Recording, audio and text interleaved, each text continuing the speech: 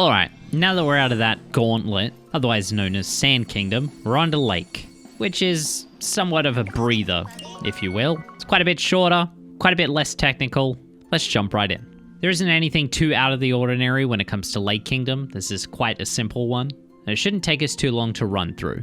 So basically, just like any other kingdom in the game, skip through all your cappy text, all of your cutscenes, and prepare to move as Mario. As soon as you gain control of Mario, head up left on your analog stick and begin a roll. Move past the Odyssey and then roll boost towards this little area here on the floor, and then ground pound this spot on the floor to activate the Lakeshore Moon. Turn your camera towards the right, as that's where we'll be heading next. Draw a Cappy and hold him out by holding the Y or the X button, whatever you use to throw him out, and then jump up to grab the moon. This is just a little easy bit of tech that we use to set up our next piece of movement to make things a little bit faster. It's not technically necessary, and you can throw out Cappy after you've grabbed the moon, but obviously, while you're waiting for the moon to spawn, it's faster to throw it beforehand. Then once you've grabbed the moon, turn around and run into Cappy. You'll do what's known as a vault. Then you can cap dive and dive up top. Then once you're up top, you can begin a roll and do your best to avoid these two Goombas off in the distance. They can be put in quite annoying positions. This is one of the only RNG spawns that really affects us in the run. So just try your best to avoid them. On the odd occasion, you will get a spawn where it's almost impossible to avoid them. If that happens, you can either like long jump to try and get over them, or just go hella far out of the way and hope for the best. But really, that's super unlikely. Usually they stay split apart.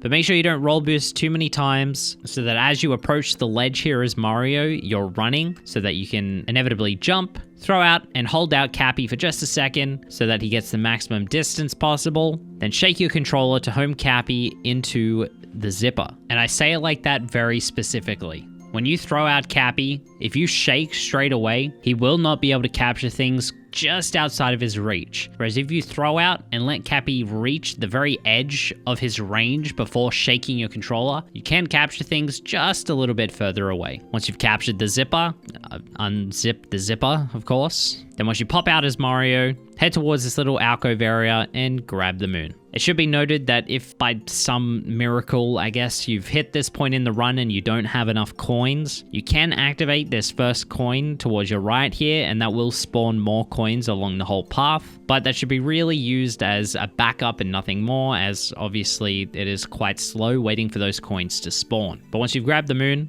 head out of the alcove and then roll over the edge and into the water. As you land in the water, make sure you go neutral on your left analog stick so Mario instantly begins sinking, otherwise he'll float to the top. Then head towards the fish, throw out and hold out Cappy so that he gets the maximum distance possible, and then once the fish is close, shake to home in and capture. Then grab the moon in front of you, and then of course once you've grabbed the moon, exit that little nook area, turn the camera around, and head towards Dory. As the fish capture, we have a few personalized controls at our disposal. The first is a way to both swim somewhat faster and take corners a little bit sharper and a little bit faster as well. This can be achieved by doing this little dash, if you will, by pressing both the Y and the B button on the controller. It's faster to do this at the beginning of your movement or when you are taking, as I said before, sharp corners, as it allows the fish to both accelerate faster and to turn corners much faster. Our other personalized control involves the Cheep Cheep's attack movement, if you will, which can be achieved by simply shaking your controller. We use this in just a second. But first, grab the moon on Dory's back, then after that, head down towards this pillar, shake on top of it as the fish, wait for it to spawn, and swim towards it and grab it. Then during this moon grab animation, you can actually freely move the camera. So what most like to do is turn the camera so that it's facing up towards the top, as that is where we're heading next, as the last thing that we need to do is head towards the Rango fight. Then once you've grabbed the moon, begin swimming upwards. Somewhere in there, swim forward at just a little bit, then begin swimming upwards again. We do this so that when the fish jumps out of the water, we are directly in front of the ledge area that we need to jump onto to get up to the Rango fight. Then jump out of the water as the fish, uncapture the fish, cap stall against the wall jump off the wall, throw out Cappy back towards the little ledge area, and dive towards this little flower petal. Then once you're high enough, throw out Cappy towards the right, dive, and begin roll boosting into the Rango fight. Rango is probably Super Mario Odyssey's most janky boss, if you will. His hitboxes are somewhat awkward, a little bit hard to get a grasp on if you're not fully used to it, if you will. And because of that, most people generally end up just doing a really safe strats until they get way more comfortable with the game. But hopefully I can explain this fight in quite a little bit of detail so that we can avoid having to do that, as obviously that is slow, and that is not the name of the game. This beginning movement has a few variations, but the easiest method is to just triple jump as soon as you gain control of Mario, then dive on top of and bop Rango on the head. This fight moves quite quickly, so you kind of have to do everything straight away. You can't really lollygag about, if you will, but you'll notice that once you've hit Rango on the head, he will spawn these coin rings. This is important. We can use those as a visual guide on where to place Mario to set up for this next piece of movement. So you'll see here, Tyron stops just about where that first coin ring lands, and he grabs it. That's about where you want to crouch down as Mario. You'll notice Rango is about to crouch down into his hat. As soon as Rango crouches down fully into his hat, backflip is Mario. During the backflip, you can micro adjust your position in the air if you're not hovering directly towards the middle of the hat, if you will, but it's not normally necessary as long as you set up in the right position. As long as you backflip straight away, Rango should try to jump up as the hat and Mario should bop into it straight away. But as soon as you do bop that hat back down, what you want to do is ground pound.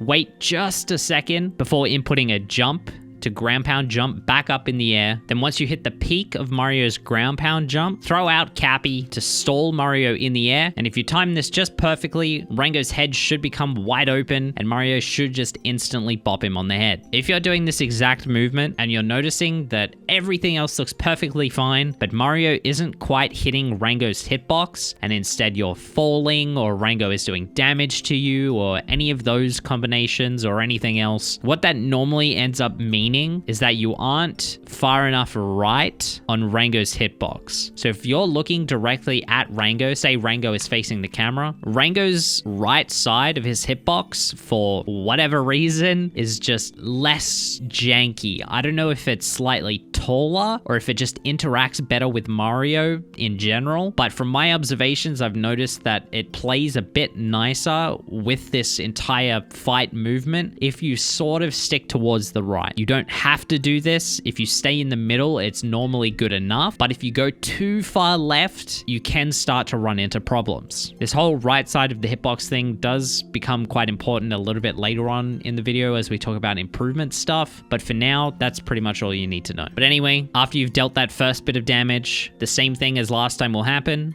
Coin rings will spawn. You can use that same position to set up once again. And then just like before, as soon as he dives down into his hat, backflip is Mario, he'll pop back up, then ground pound, jump up, throw out Cappy, and assuming you're in the right position, the fight should now be over. If you're a little bit short on coins, you can run around here just at the last second to grab as many as you can. Keep in mind each of these coins on the floor is 2, assuming you haven't moved Rango around at all, as the coins will spawn in basically the exact same position. After you've defeated Rango and this cutscene of the moon spawning begins, you can start to buffer a cap throw during this cutscene. And the way to do that is to basically just mash the cap throw button during it. That way, as soon as you regain control of Mario, Mario will instantly throw out a cap throw. Then you can dive onto it and just bounce your way into the moon. Buffering inputs isn't exclusive to these kinds of cutscenes. You can do them basically all over the game. But when you're just starting out, these moon animation cutscenes are probably the easiest and most common place that you can start buffering inputs to get a little bit comfortable with them. But outside of that, Lake Kingdom is practically done. You're going to head back towards the Odyssey during this cutscene, and then all you have to do is throw Cappy towards the globe and move on to the next kingdom. Alright, so Lake Kingdom is already a relatively fast kingdom and doesn't really require anything too crazy or too out of the ordinary to achieve a fast time. But of course, that doesn't mean there aren't things that we can't improve. We have 4 clips here today that I think represent more or less the 4 best things that you can do to improve your Lake Kingdom time without, of course, changing it up to the late clip route because that's a bit excessive. 2 of these clips will be comparing to the beginner movement specifically, and the other 2 will actually be comparing to other clips gotten by me as they are a little bit more specific, if you will. And I wanted to make sure that the comparison was on the improvement itself and not also including just the fact that the beginner movement, quote unquote, was just slower than my level of movement, if that makes sense. If not, I hope it'll make a bit more sense when you see it visually, but let's dig in.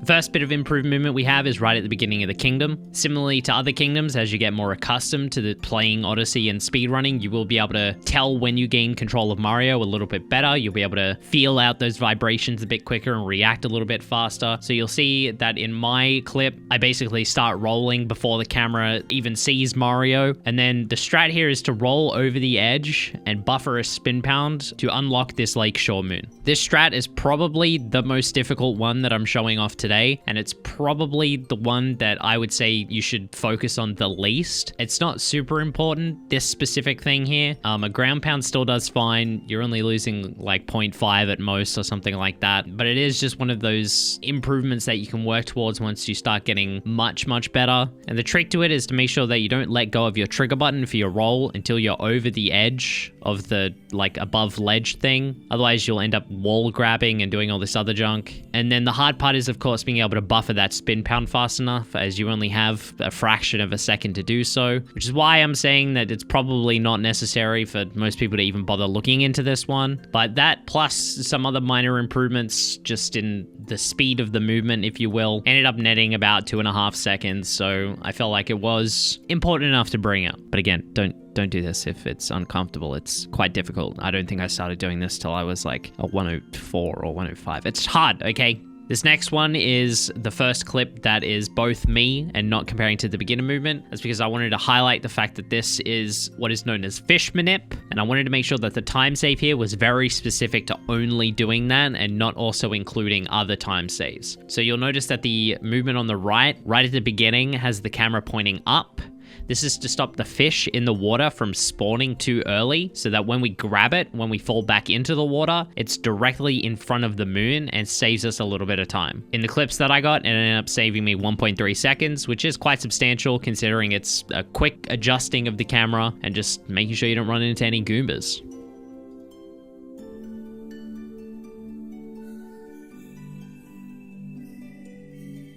Next up is known as fish jump. This is simply, instead of wall jumping off the wall as you jump out of the water of the fish, staying a little bit further back, skimming across the top of the water, and then jumping out of it as the fish. If you approach the top of the water with the Cheep Cheep's maximum speed by using one of those dashes just beforehand, you can actually jump out of the water without requiring a charge animation, which it normally would do if you're at the top of the water. And overall, this ended up saving us about 0.6. It's usually about 0.5. There's probably some other stuff sprinkled in with my clips, but it's literally just saving you the wall jump time. And this last clip that just blitzed through faster than you had time to even recognize what was going on is just the faster Rango movement. Instead of doing a triple jump, it's a dive, double, and then dive again. But it ends up saving about 0.4-ish. This is just because you can get way more momentum coming out of the dive than you can by starting up a triple jump, as the triple jump you have 0 momentum at the beginning, whereas the dive gives you initial momentum. So this is probably the easiest one to implement once you're a little bit more comfortable with Rango. And I mean, it's basically a free half a second that